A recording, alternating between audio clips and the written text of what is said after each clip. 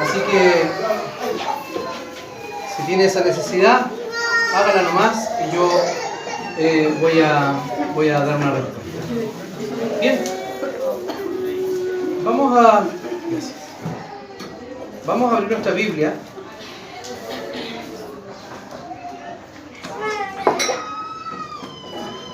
En el capítulo 22 del libro de Proverbios.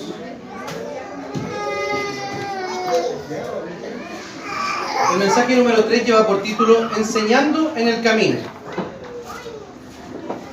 Y dice así: instruye al niño en el camino correcto y aún en su vejez no lo abandonará. Voy a leer de nuevo, ¿ya? Instruye al niño en el camino correcto y aún en su vejez no lo abandonará. Vamos a ver. Señor, te damos infinitas gracias por tu palabra, porque ella nos ayuda y nos anima a elegir el camino correcto para nuestros hijos. Te quiero pedir, Señor, que nos dé sabiduría como padres para poder, Señor, tomar las mejores decisiones en cuanto a su formación. Oramos en el nombre de Jesús. Amén. El libro de Proverbios nos dice que hay distintos caminos que tomar, ¿cierto? Y como en todo orden de cosas respecto de la Biblia es bastante radical. Hay dos formas de enseñar a los hijos. Una forma es enseñarlos de manera sabia, no con sabiduría humana, sino con sabiduría de Dios.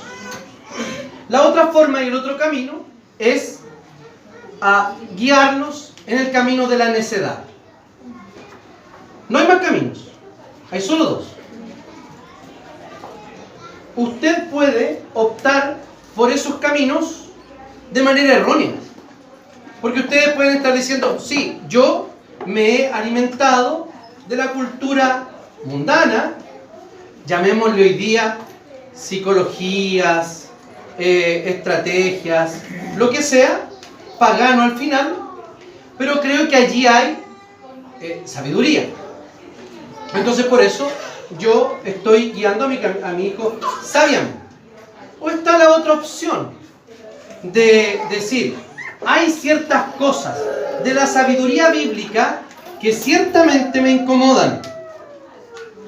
Me incomodan, ¿cierto? Hay cosas que no nos acomodan, que no nos son agradables, como por ejemplo cuando hablábamos del uso de la vara o de la reprensión física la semana pasada, ¿cierto? Y pudimos ver que el prejuicio mundano o el prejuicio actual de la cultura que hay respecto a eso no es lo que la Biblia enseña, sino que cuando la gente habla de abuso, específicamente habla de abuso, que no es o que está muy distante de lo que es la disciplina bíblica. Hoy día vamos a hablar de eso, de instrucción, de enseñar. ¿Y por cuál camino estamos yendo? Porque podemos estar tomando opciones humanistas que nos parecen muy agradables al paladar.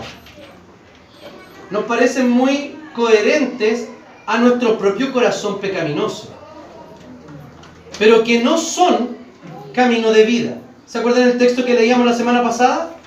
Ciertamente hay caminos que al hombre le parecen rectos, pero su fin, ¿cuál es? Camino de muerte. Y así es de sencillo es. Entonces tenemos dos caminos para transitar. Bien, vamos a ver entonces este texto. Instruir al niño en el camino correcto y en su vejez no lo abandonará. Lo primero que vamos a considerar es propiamente la instrucción bíblica. Esta palabra significa dedicación. Instrucción significa dedicación. Es la misma palabra usada cuando hablamos que habla de dedicar cosas, habla de dedicar, de entregar al Señor. Eso quiere decir que cuando nosotros cumplimos el mandato bíblico de instruir a los niños, no según nuestros preceptos, ¿cierto? Que pueden ser muy laxos. No, que avance nomás y cuando esté grande se le va a pasar no sé qué, ¿cierto? Y a veces abandonamos a nuestros hijos porque creemos que son ¿qué cosa? Maña, porque creemos que son hormonas, porque creemos que son propias cosas de la edad. ¿Y qué es eso? Todo eso manifestado en maña, en cosas propias de la edad, en hormonas, ¿qué es? Es un pecado. Básicamente, la raíz de todo aquello es el pecado. Nuestros hijos no son santas palomas. Son pecadores que necesitan redención. No hay otra explicación para entender la naturaleza humana de nuestros hijos con la Biblia. Vamos a escuchar otros discursos, ciertamente, que nos van a dar otras explicaciones, pero que son radicalmente contra la Biblia. No quiero decir que en otros discursos no encontremos también gracia común y cierta luz. Por ejemplo, yo tiendo a pensar que Freud le achuntó muchas cosas. Parece, al Claudio no le gusta mucho Freud, ¿o sí te gusta Freud? Sí le gusta Freud. Bueno, entonces no le achuntó muchas cosas, para no animarlo en su pecado. ¿Ah? Pero claramente uno se relaciona con Dios. Yo al camino contrario en realidad. Uno se relaciona con Dios como está relacionado con su Padre terrenal. Intenta buscar esas conexiones. Una vez que llega el Evangelio a la vida, uno se relaciona con Dios, con el Dios de la Biblia, claramente. ¿Ya? Entonces, lo que vemos acá es que la instrucción de los hijos debe empezar tempranamente. Muy tempranamente. Debemos entonces ver la instrucción no como algo instantáneo, sino como procesos. No porque nosotros le enseñamos el Padre Nuestro una vez en la vida, vamos a formar hijos devotos. No. La instrucción es un proceso, no es instantáneo. Debemos hacer el cambio de comprensión de la crianza, que no es una serie de eventos correctivos inconexos entre sí, sino que la enseñanza que nos propone la Biblia y que nos ordena la Escritura es un conjunto de toda la vida. No es simplemente que yo reacciono, porque habitualmente tenemos estilos de corrección y de instrucción reactivos y no proactivos. ¿Reactivos en qué sentido? Vemos qué está pasando con nuestro hijo y ¿qué hacemos? Tendemos solamente a corregir y a corregir mal.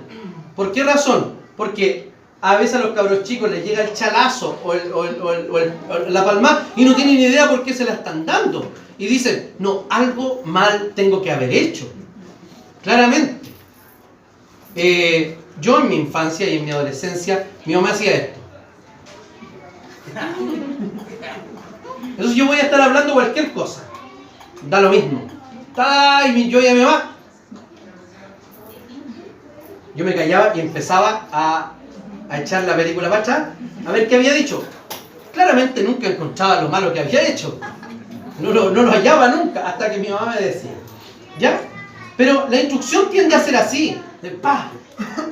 De un golpe, de no sé qué. Y el cabrón chico no tiene idea de lo que estamos nosotros pensando. No. Eso es abuso de poder. Lo que debemos hacer nosotros es adelantarnos.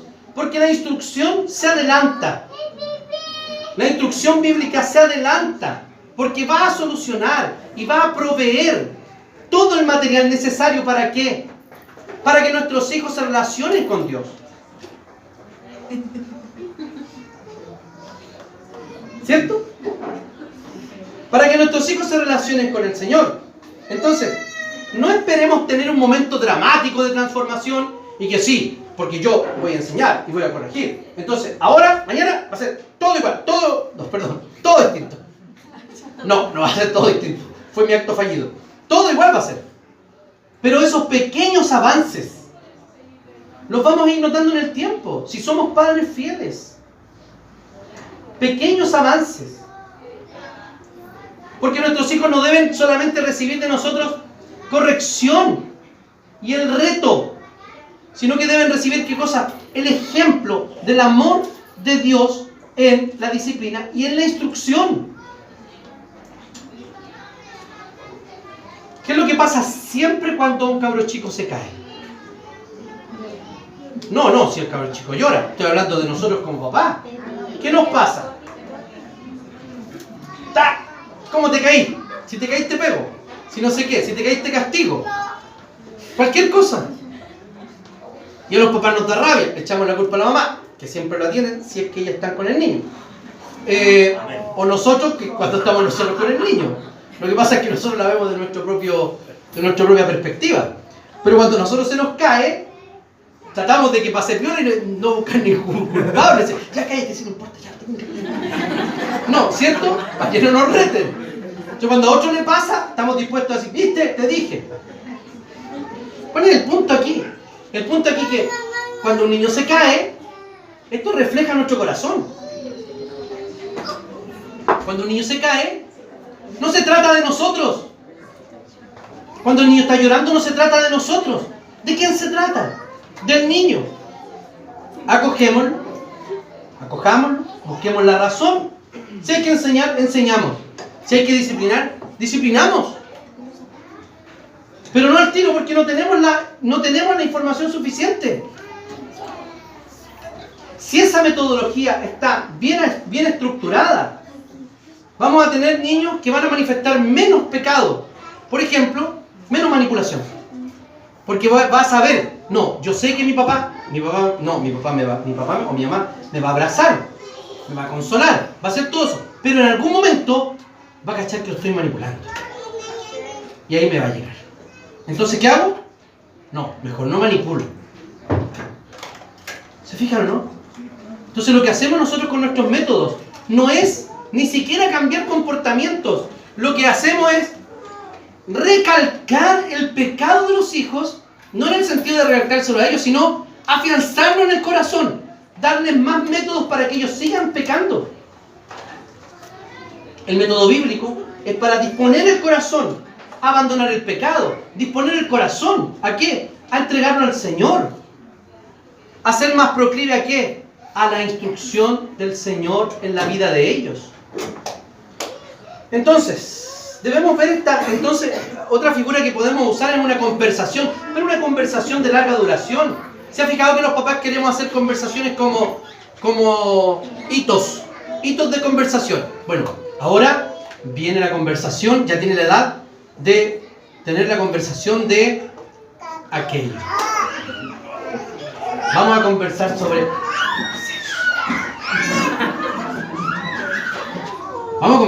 eso. Bueno, ahora vamos a conversar, mire, vamos a tener una conversación de hombre a hombre, pero esta es la única vez que la vamos a tener.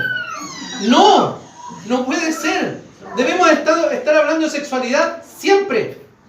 O sea, yo creo, no lo sé, yo tengo chiquititos en mi clase de catecismo y a lo mejor han escuchado lecciones sobre sexualidad antes que escuchar de sus padres.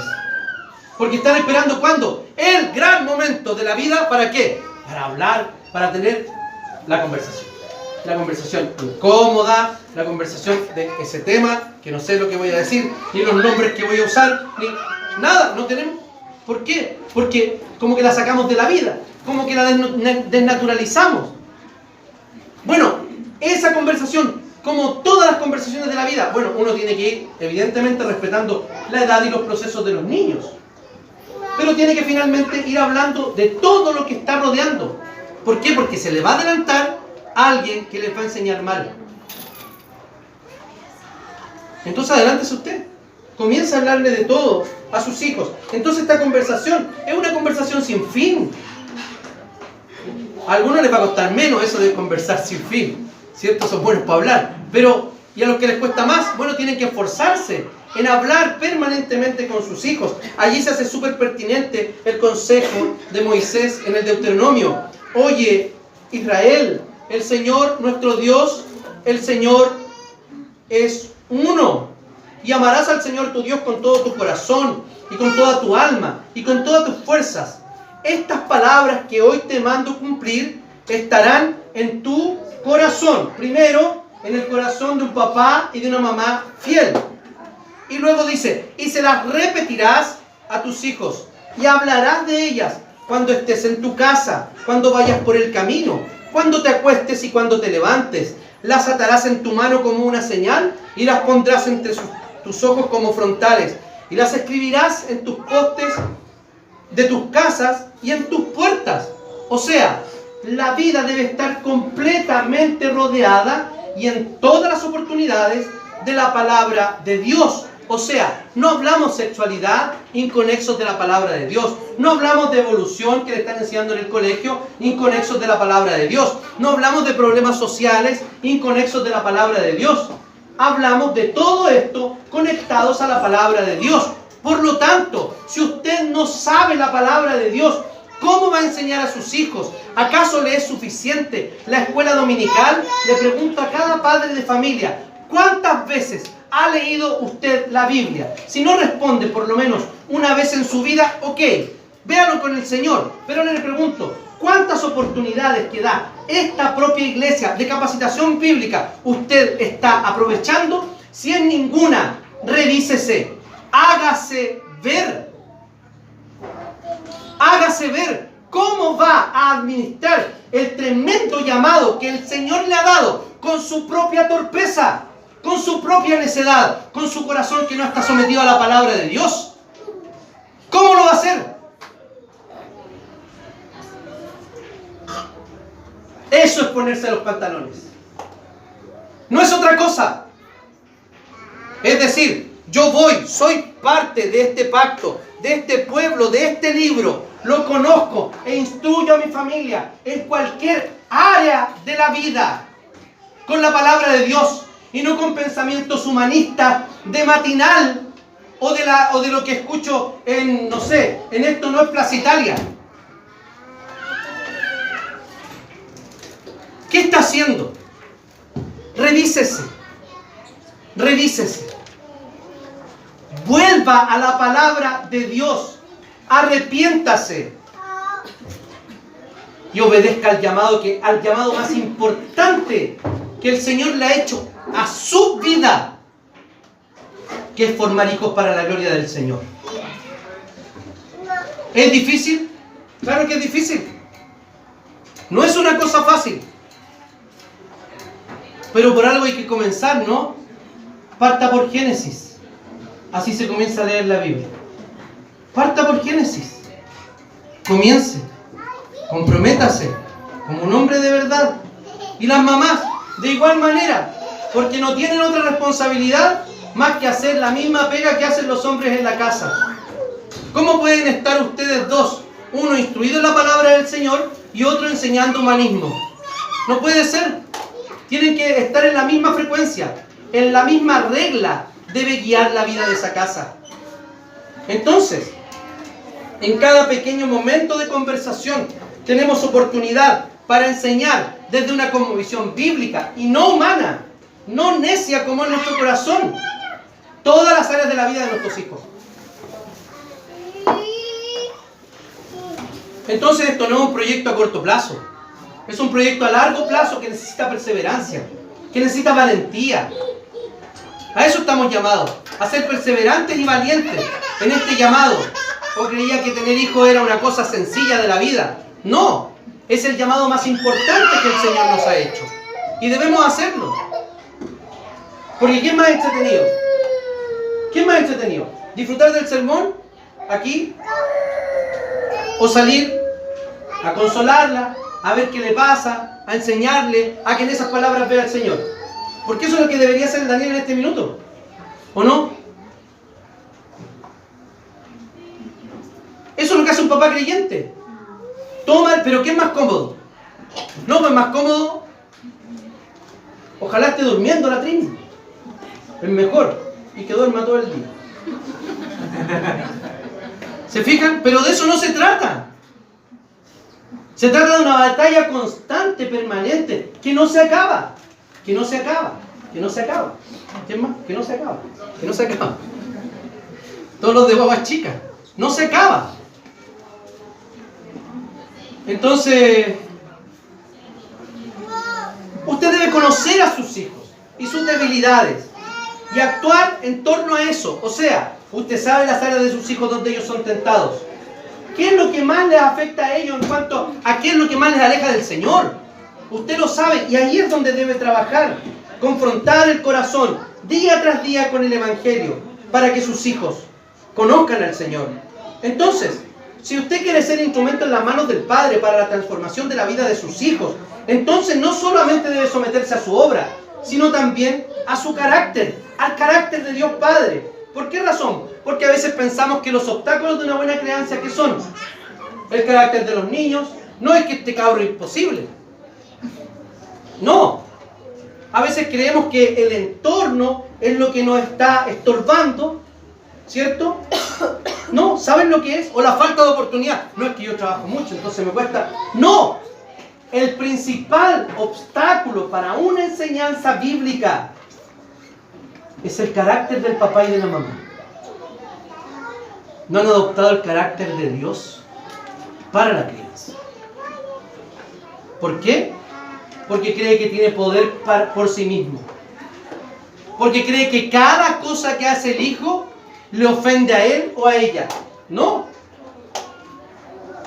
A ver, ¿quién da la última palabra en la casa? ¿Quién debe dar la última palabra en la casa? Es una pregunta capciosa, así que no la responden. Muchos de ustedes pensaron que el papá, sí, un papá que está sometido a la palabra de Dios, si no ha perdido la autoridad.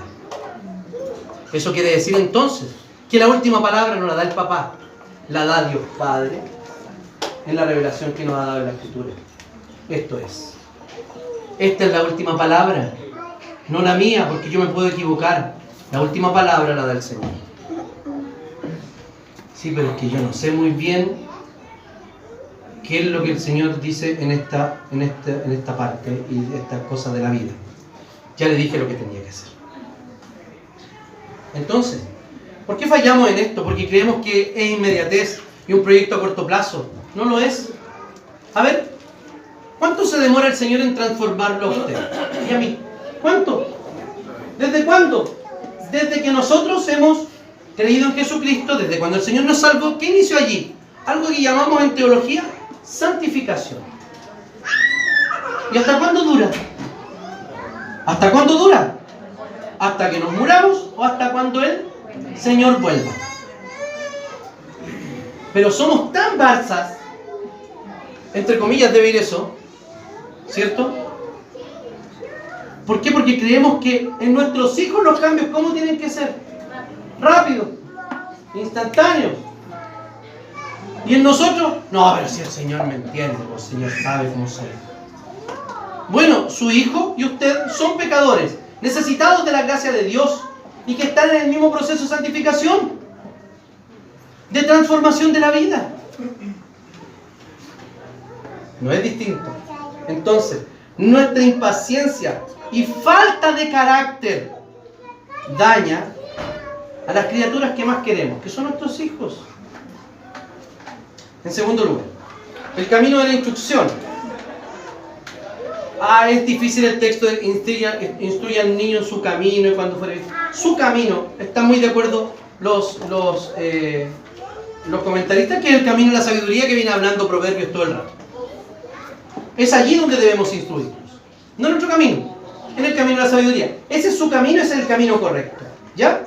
Entonces veamos algunas formas de instruir al niño. Ahí esta división va a ser un poquito más práctica. Primero, usa el culto familiar para instruir. ¿Qué es esa cuestión? Primero, es una costumbre bíblica y una costumbre de las iglesias reformadas antiguas. En iglesias presbiterianas y reformadas antiguamente se hacía el culto familiar. ¿Quién sabe cuántas veces a la semana se hacía el culto familiar? ¿Quién sabe?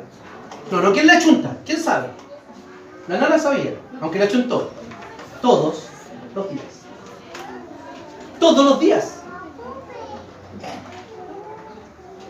Ya. Imagínese todos los días un culto familiar.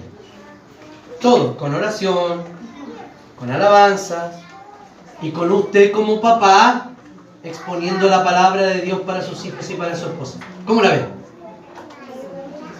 Peludísimo, ¿no? Ya. Ok. El modelo bíblico, ¿cuál es? El modelo bíblico es en todo momento. Y podemos... Muchas gracias. El modelo bíblico es todo momento. Y el culto familiar obedece a ese todo momento. Aunque no solo debe ser en ese contexto exclusivo. Ya. Pero hagámoslo así. ¿Qué le parece que esto fuera una vez a la semana? Destinar un día. Y usar ese culto familiar para comunicar la verdad de Dios. De manera formal en la casa. Claramente es una costumbre muy difícil de adoptar. Pero es un hábito posible de adquirir. No es que usted no tenga tiempo. Mire, ¿alguien pensó en eso o no? Reprenda al diablo. Reprenda al diablo. Porque tiene tiempo para tonteras. ¿O no? Ya díganme quién es. A ver, ¿quién tiene el premio del mejor administrador del tiempo? Levante la mano. Ninguno lo tenemos. Gastamos tiempo en tonteras. Y desde que aparecieron las redes sociales, es más tonteras. ¿Cuántos memes al día? Ya, quítele el 50% de los memes y tiene tiempo para el culto familiar. Quítele tiempo al Facebook, al Instagram, a todo eso, a toda esa banalidad, a ese instrumento del diablo. Puede ser utilizado para muy buenos fines, pero díganla firme. ¿Cuánto lo usa para los mejores fines del mundo? Nadie, no sea mentiroso. Porque siempre cuando digo eso dice, ya, pero eso no es como cuando decían que la tele era la caja del diablo y no sé qué. Sí, puede ser utilizado como un instrumento satánico y diabólico. No tenemos la sabiduría para hacerlo. Si tu ojo te es ocasión de caer, sácatelo. Si tu Facebook te es ocasión de caer, ciérralo. Ciérralo. O por lo menos ayuna. Haga que la instrucción formal de su casa sea atractiva. No que ya, vamos a leer la Biblia. Entonces, y una instrucción muy latera, muy larga, así como las mías, que las tengo todos los domingos aquí. No. Tiene que ser creativo. Busque diferentes formas. Hay películas, hay monitos para recortar, hay un montón de cosas, hay títeres. Todo. ¿Cuántos? Miren. 8 horas de trabajo, levante la mano. ¿Cuánto dedican 8 horas de trabajo? Ya. Más de 8 horas de trabajo. Ya, bajen la mano. ¿Ese es su principal llamado en la vida? No. Ese no es su principal llamado en la vida. Sí, pero en este sistema hay que trabajar ese tiempo. Bueno, entonces haga todo el esfuerzo para dedicar a sus hijos tanto tiempo como le dedica al trabajo. Si dedicáramos el 50% de lo que dedicamos al trabajo, si dedicáramos el 20%. ¿Ya? Es el llamado del Señor respecto al culto familiar. Busca oportunidades para dirigir el corazón de tu hijo hacia Dios. Ateos funcionales. Esto es un extracto de una cita de Paul David Tripp en ese libro que está allí. No permitas que tus hijos vivan en un ateísmo funcional. Un punto de vista práctico de la vida en que Dios está ausente. Sí, me hablan de Dios, pero no lo veo nunca. Busca la manera que con naturalidad señalen hacia la presencia, poder y provisión de Dios. Sabemos que Él está allí, sabemos que siempre está activo y sabemos que todo lo que hace es bueno. Debe haber muchas oportunidades para señalarle esto a nuestros adolescentes. Tenemos que, y también él está hablando de adolescentes, pero esto es aplicable a todos los hijos. Tenemos que proteger a nuestros adolescentes de una teología equivocada en la que Dios es pasivo y distante. Esa teología se empezó a gestar cuando eran niñitos. Muchos adolescentes creen en un Dios que sencillamente no hace ninguna diferencia, por lo que su fe y sus vidas existen en dos niveles completamente diferentes. Y comenzamos a crear niños dualistas. Una cosa es ser cristiano, otra cosa es estar fuera.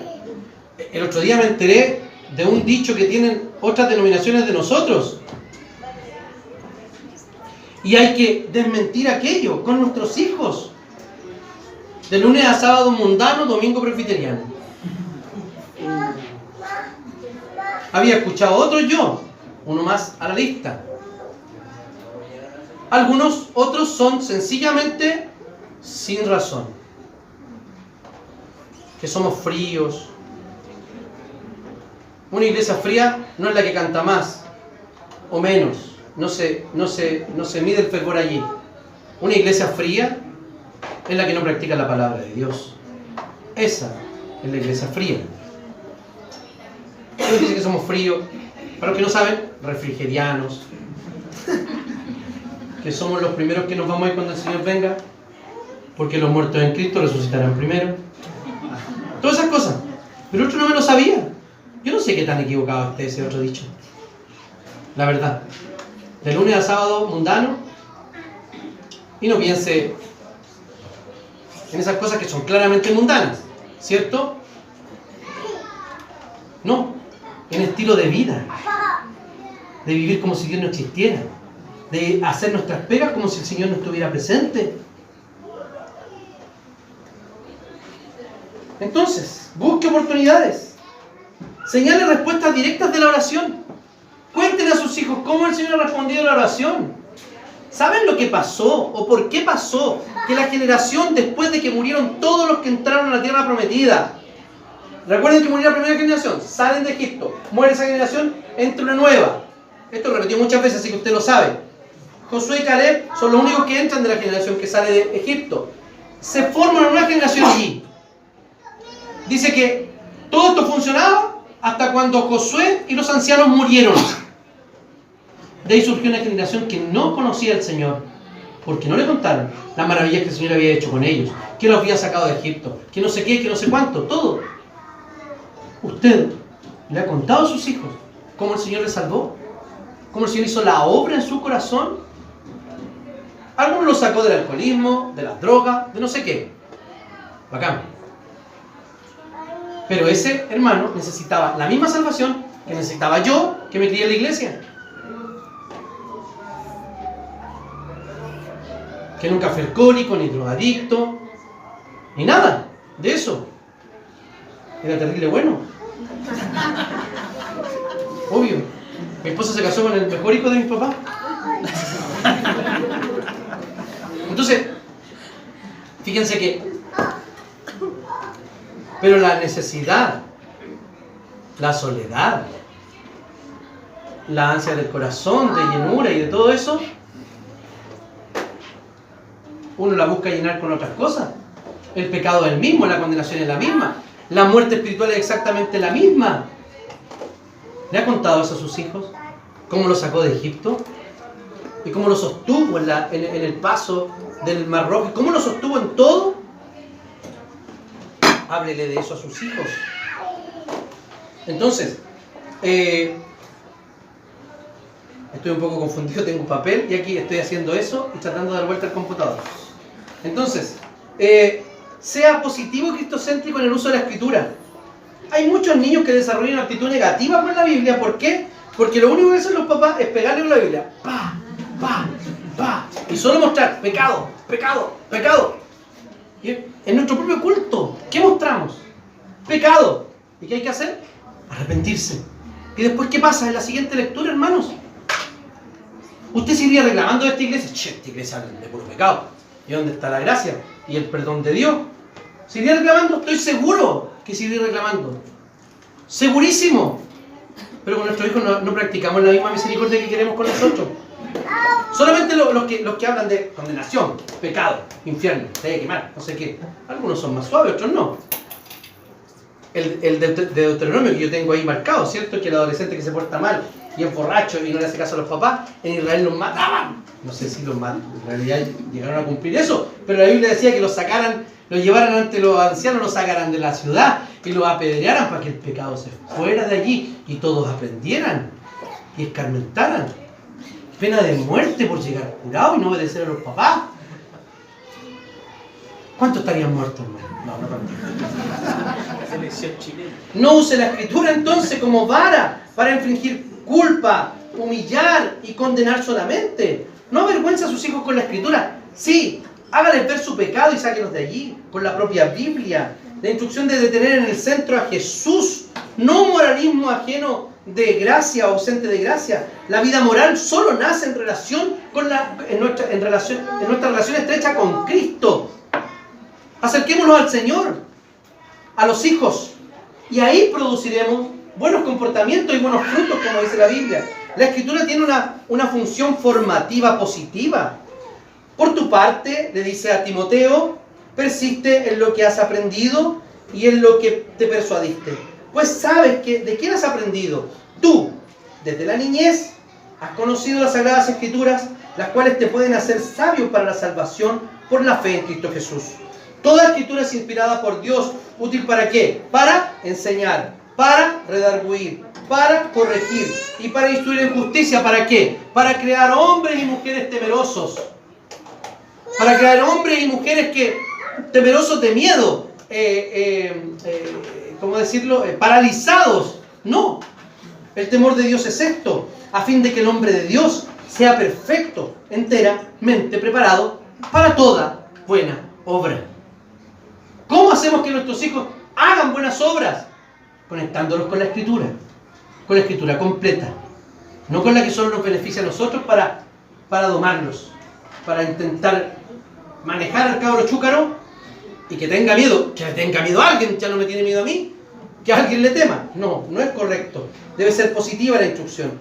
Debemos estar dispuestos entonces a ser usados como ejemplo de perdón. Háblele de la gracia de Dios en su propia vida.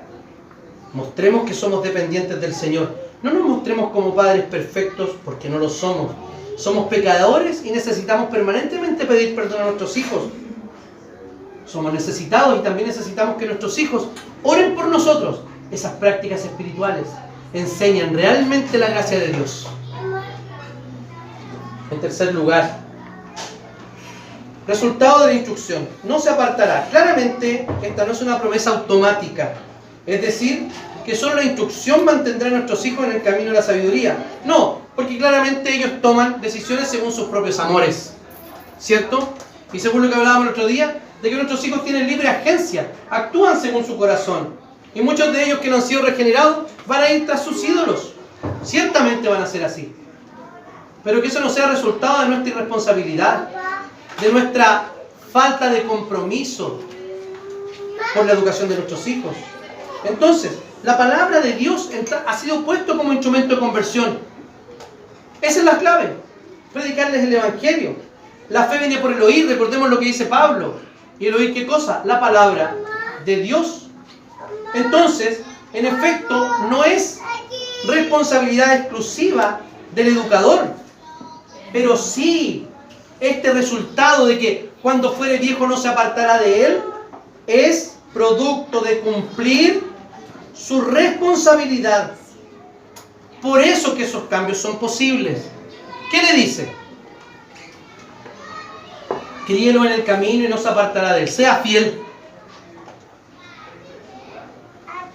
Funciona exactamente igual que en la oración y en la evangelización. ¿Oramos? Oramos. Esa es nuestra parte. ¿Estamos encargados de cambiar la historia? ¿No?